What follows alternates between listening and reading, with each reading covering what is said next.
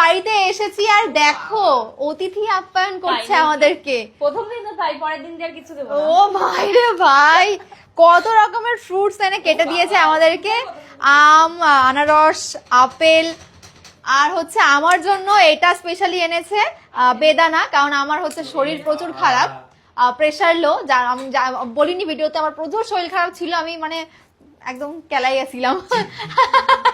তারপরে আমি এখন একটু ঠিক আছি, অ্যান্ড তো আমার জন্য স্পেশালি ও এটা, হ্যাঁ ও আমার জন্য আলাদা করে বেদানা এনেছে। আর এখানে কত কত মানে খাবার, এত কে খাবে? আমরাই খাই নেবো। আরে না পারলে আছে তো। খাও খাও দাদা, খান please please please, A now now now now.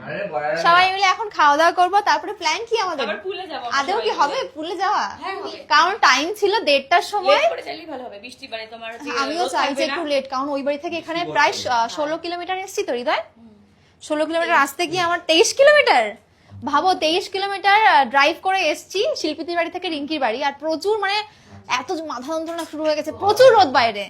And যাই হোক, এখন আমরা সবাই মিলে এটা খাবো, খাওয়া দাওয়া করে আমরা পুলে যাব। আর স্পেশালি রিঙ্কিদের রুমগুলো আমার এত কিউট লেগেছে, আমি তোমার রুমটা চাই রিঙ্কি প্লিজ। আমি এবার আসলে রিঙ্কির বাড়িতে থাকবো, আর কোথাও যাবো না, আমি ওর রুমটা, ডাক্তার না যে আমার ঘরটা একদম ছোট। আমি ওর রুমটা থাকতে চাই পরের বার থেকে আসলে। সো আপাতত চলো সবাই একটু খাওয়া দাওয়া করে নি, তারপরে যেতে হবে পুলে। আর আমি কোনো ড্রেস ফ্রেস কিছুই নিয়ে আসিনি, রিঙ্কির এখন গিয়ে কাবার্ড খুলবো যে কি কি আছে, মানে কাবার্ডের মধ্যে ড্রেস। আবার করলে ভয় পেয়ে যাবে, ওর এত জামা এরকম খুলবে পড়ে যাবে।